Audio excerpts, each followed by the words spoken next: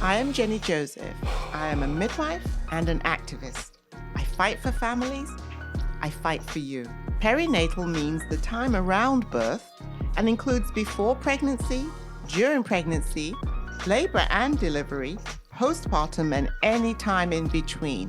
The perinatal pause provides the time to reflect on the root causes of where we are, where we've been, and to create strategies for how we can transform maternity care in America.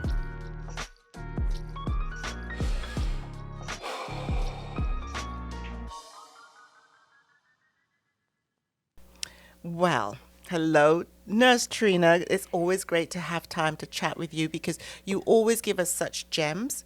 You always pull on your experience, 20 plus years in the field of providing support for mamas and babies and specializing in maternal child health.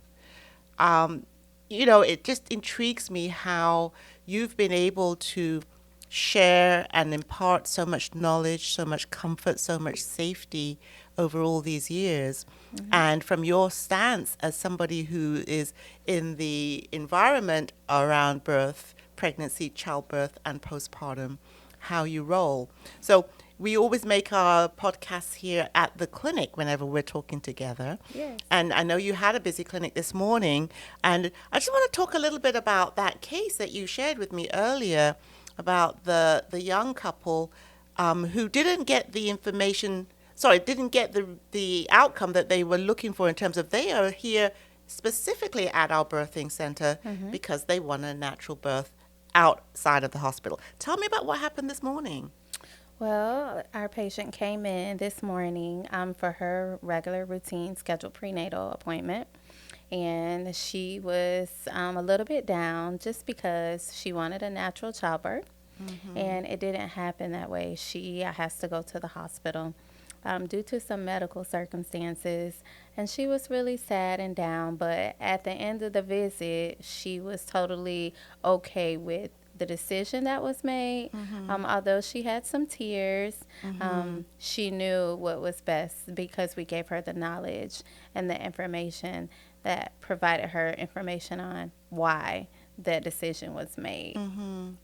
When you say, that somebody who has been on the pathway, they've made the birth plan, they've made their choice, they've talked to their family and their support team, and they are locked into this, no, we're having this baby this way. When you say, that person didn't get what they want, I'm wondering if really they still get what they want, even when complications or things that are unexpected show up. How was that information shared with her from her midwife? So basically, this particular patient has a large baby, and it just wouldn't be ideal for her to deliver naturally in a birth center. She can deliver naturally, but in a hospital setting. And so the midwife just basically explained to her the pros and cons of this delivery option, and the reason why we feel it's best. And the patient was okay with that. At first, she was sad because she had her dream for a birth center birth. However, because of the size of the baby, and didn't she have also some diabetes, gestational diabetes as well, complicating the situation? Yes. So she's had an off and on diet issue, and she's gotten that under control, but baby is really large. So going to the hospital, doing it natural, kind of sort of what she wanted, but it's just not in the birth center. So she's going to get what she ultimately wanted as far as her birth. However, she's going to hold to the birth plan. Yes. Just changing buildings, essentially. That's it. That's it. So we told her that we have midwives at the hospital, and they also have nurses there that will support her. Yes. And so she left out smiling because she was very upset at first because she really wanted that birth center birth. Talk about the family support, the partner support. How did that go during that visit and that time when she had to hear this bad news and, the change in plan? How was that? The dad was very, very supportive. I said to myself, you are going to be a great doula support for her. That's right. He gave her a hug as she was crying, and he said, we're going to be okay. It's just change of buildings, but you're going to be fine. And he was just very supportive. And I told him that same support, you take it to the hospital with you. That's right. But he was, it's okay. We're going to be okay. And I love the fact that he said we, because it's a Yes. team effort. I really always, I marvel when folk and families, couples have confidence and an understanding, that the process is, you cannot guarantee anything, but you can certainly have all the information you need to make informed decisions and shared decisions. Yes. That's what I love about this environment for people, because one of the things that we definitely see, and you just described it, so I'm going to go with it, the fact is that that couple received the news, pivoted, had options to feel the emotions, Yes. share the emotions. They were safe to explore that. They were able to get answers. And also, he was able to step into his role as partner. He's empowered, essentially, to be is. there and stand there, help her make decisions, help her understand those decisions, help her process those decisions, as well as feel that he has enough autonomy to do what's best for him, his family, and his child. I think this is really important to stress, because I look around and, we've seen this. There's so much negativity right now. I mean, we even talk about, the poor outcomes that we see in the United States as far as maternal health. Yes. We talk about the mothers who are getting preeclampsia, high blood pressure, diabetes, and are struggling, or in fact, some of them are even in danger because of the fact that they aren't in an environment where they're getting supportive care. They're not in an environment where someone's listening, giving them space and time to process and understand, giving them even information with which to make decisions. Right. And so when we see that the environment is the key to opening up the opportunities for people to feel safe, to feel taken care of, that in turn is what keeps everyone safe. Yes. And there's, again, so much negativity out there that it has everyone worried about, will I be okay? Will I make it? Will my baby be okay? Yes. And partners and family members, loved ones, they're helpless. They're not getting any invitation to join in. They're not getting any information sharing. They're not even half the time getting an acknowledgement. Right. The amount of partners that complain about the provider didn't even look me in the eye, not once, didn't even acknowledge me being in the room, Yes. did not have me participate. So what we want to talk about and share about and put out there is keep looking if you're not getting the kind of care where you feel that support, where you feel heard, where you feel safe. Yes. Keep looking. It's not easy. It's not something that's readily available to us. Right. But we know that there is a crisis. That we know that there's a lack of care and support. Yes. We know that institutional ways of being have us really in a dilemma, We are. because it's not about physiology. It's about racism, classism, Yes. gender discrimination. And so keep looking and keep demanding for providers to be able to offer care in this way. Katrina, talk to me a little bit about this morning again. That was one incident. Yes. But what else is different? Like, I was hanging out with you at the front desk when I first came into the office today, and it always juices me up being at that front desk. I mean, Yes. tell me about how things roll at a front desk in a provider's office where you are getting that kind of level of care. Well, usually, typical offices, you just patient comes in, they check them in. Where we are different, we have a full conversation. We check in with the patient. How you feeling? You're done with your Christmas shopping, holiday meal planning. You just have everything situated. What games are you watching on Christmas Day? We have conversations with mommies and daddies. Yeah. It's just different. We just conversate with them just to let them know that we're here for them in every aspect, not just the exam room, but just, hey, how are you doing? How's your mental? So Yeah, I mean, it's really a warm welcome, right? We've never had an office, all these years that we've worked together, we've never had an office where there was a glass window or, you got this barrier to your accessing those folk who are there to, at the reception area. We've got that it's just friendly and Yes. bantering. The woman that came in with the treats. Yes. She's the one who's like, okay, I'm going to feed these midwives because I want this baby born. Yes. She's a day overdue, and she's like, okay. Yes. But I noticed how relaxed she was, even Yeah. with that being the situation, right? Yep, she was overdue by a day. A whole day. She brought us some nice little chocolate goodies for the holidays, Yeah. and she was just waiting to see what was happening next. She knew that she was going to be taken care of well. She has another week and a half to go. Yeah. And we just figure out a plan.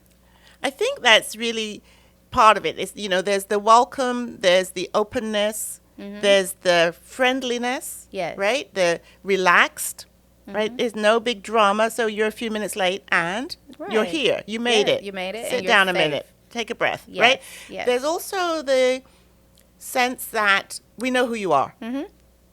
Like, it's not like, what's your number, write your social security on this paper, or, just sign here and sit down. Like, No. there's a whole different vibe. Yes. And we call this Station 1 in this model of mine, the JJ Way model. Station 1 is your exam starts the minute you cross the threshold. Correct. You come through the door, you are in your prenatal visit. That includes everybody who came with you. We talk to our patients, we get to know them, and every station is important because one station may find out something that the other station didn't. Yeah. But we all have a meeting each week and we discuss these patients. So it feels like when they walk through the door, hi, Jennie, we know them. Yeah, I know. I mean, I think that's always been so important to me. And Yes. I'm always so happy to see folk who do work the way we do it emulate that they are keen to make sure that it's, there's a representation.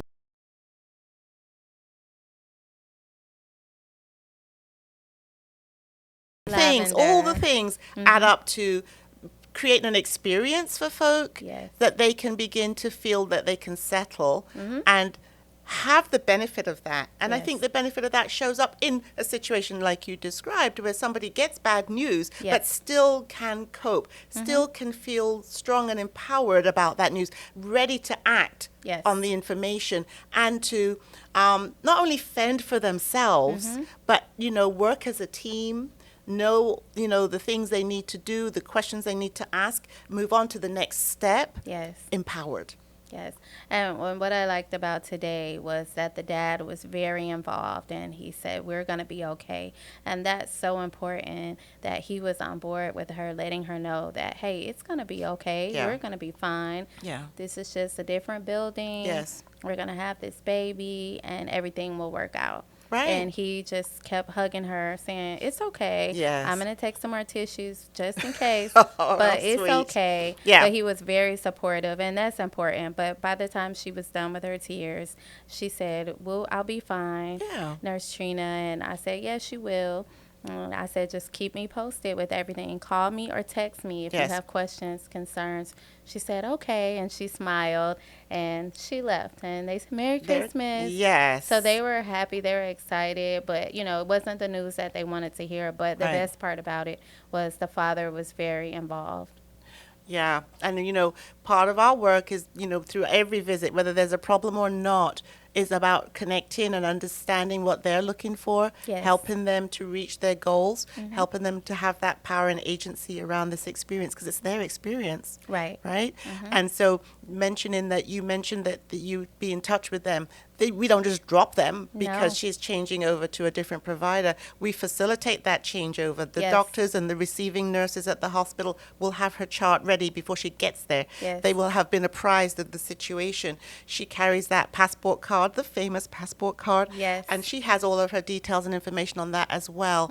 And then after their baby's born, if the baby's born, in the hospital, when they come back postpartum, Yes. and during that postpartum period, they have our 24/7 number. Correct. So they always have support. Yes. And that's most important. Well, let's flip it. Let's talk about the folk who don't have this access to this wonderful thing that you are holding here for everybody in Central Florida. And there are other clinics around the country now who do our model, the Easy Access Clinic model, use the JJ Way model. And we are really excited as this is continuing to grow. But let's talk about the folk who are out there dealing with crazy, right? The Yes. opposite. They don't have a provider space where they can get that done, or they don't even have a provider, right? Correct. Or they thought they had a provider that was going to be a certain way. It ends up like, whoops, what do you mean we're going to schedule this induction at 39 weeks? Or what do you mean, no, you don't think I've got enough room to have this baby vaginally? All of these things coming from, let's go through the list of where it's coming from. One, let's start with at the top with the providers, the high-risk doctors, the hospital doctors, the hospital nurses, the hospital, systems. Then we go down to the regular doctor's office, the OB office that you might attend in your community. Yes. And then we go down to maybe the clinics or the health departments, the community centers. Then we've got the other types of physicians that you might have to deal with, maybe the endocrinologist or the Cardiologist. pet cardiologist. Then we've got the your family. Yes. Let's just call it. Let's just put it out there. Yeah. I mean, Because everybody's got something negative to undermine or make you worry. Yes. A lot of a lot of the reasons patients are, on the fence of, delivering or coming to a midwife is because of their family. And so that's why we welcome everyone to participate with the prenatal care, because it's important so that we're all on the same page. The family gets the same knowledge and have the same information as the patient does. And also, if they still choose a hospital birth, which we support, whichever their choice, because it's all about them having their best birth. Yes. If they choose hospital, we make sure that we have the same level of quality and safety built in to the hospital experience. And we do that from our community space, Right. but we don't ever leave anyone hanging to have to figure it out. No. So whenever folk are at home, in between the visits, again, without providers or at different providers, the same supports can be applied.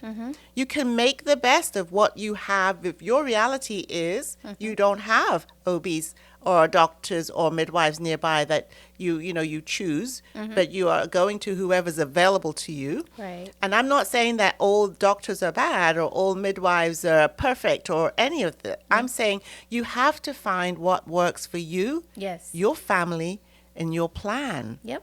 And so when you don't have that, you have to be able to build out your own support systems. Yes. So let's go back and start from the bottom up. If it's family, there's going to always be someone in your family that you can bring on as an ally, as a supporter. And if you don't have anyone, then you're going to look in your community for doulas, Community childbirth health educators, workers. lactation educators, community health workers, folk who are trained and willing to support you. Yes. But you must build some support in somewhere, Yes. right? So you need to figure if your auntie is toxic because all she wants to talk about is the 5 C-sections that she had and why she had them and how she nearly died every time. Right. You at some point need to separate yourself from that. Yes. Because every birth is different. Every birth is different. Everyone is on their healing journey. Some people get there. Some people take a good long while to Yes. get there. So while you are in your process is unique to you, and you need to be able to be surrounded by positivity, by joy, by love, by care. And if you haven't got that readily available, do start looking. Get on the internet. Look at your social media. Ask around. Yes. There's perinatal supporters in your town. If not in your town, they're available by telehealth. Yes. They will help you. There are free services. There are free support groups. There's free education. Get into positivity for your own health and well-being and Yes. that of your babies. And I agree with that. And to piggyback off of what you said, I think the number one referral that we have for patients continuing to come here is just word of mouth. Not only true. because of you and your history and all of the knowledge that you have, but it's how they've been treated here, the care that we give, and they just keep referring people. Yeah. And it's just today I had a dad that told me, oh, I seen your friend at the ultrasound place. And I said, the ultrasound place? Yeah, we went to do a 3D ultrasound. I said, oh, okay. So he went to an ultrasound care clinic that we use. Right. And he was so excited that, he had a good experience there. Yeah. So all of the referrals that we give, Yes. to ultrasounds, to different doulas, community health workers. Yeah. It just shows like who we are and what we're about and how we are. Well, and the patients also, like you say, they share amongst themselves. So that's why I'm saying, if you're finding yourself lacking support, feeling nervous, not feeling heard, whoever is the person that is not listening to you, Yes. keep looking for more supporters. You can never have too much, Right. right? And help your folk who want to help you to help you. Yes. Help them by being ready when they say, what can I do? Have an answer. Yes. Don't be like, I don't. Be ready. Yes. If someone says, how can I support you? Well, it would be great if you could pick up the kids on a Thursday afternoon for me, because I just can't get there on time, or whatever it is. Have a thought around what is it that Yes. actually would be your best help. Don't be shy. Yes. When you find the folk who want to help you, be clear with them what the help looks like. And what you need. It might be, will you help me start preparing some meals for postpartum? I want to cook a few and freeze them. Can we do a couple weekends in a row where we just do grocery shopping, get the food ready, and then my postpartum is set and I can relax? Be creative with your asks. Yes. Don't go with, I'm fine. You're not fine. Right. If you're not fine, you're not fine. Stop pretending. Yes. So empower the folk who ask to help you, and then also stay away from those that is just no hope. Just never mind, right? Just keep it moving. Right. Stay off of social media if you have to. You don't need to keep seeing and hearing about what happened to other mothers or mothers, in postpartum. Right now, we are in a crisis, and it is hard. Yes. So insulate yourself, protect yourself, build your team, and get yourself to the optimum that you can get given your reality. I agree. All right. So let's think. We want to make sure people leave with understanding where they have power and how they can exercise it. Yes. Recognizing that you don't have to put up with poor care unless you really, truly have no other options.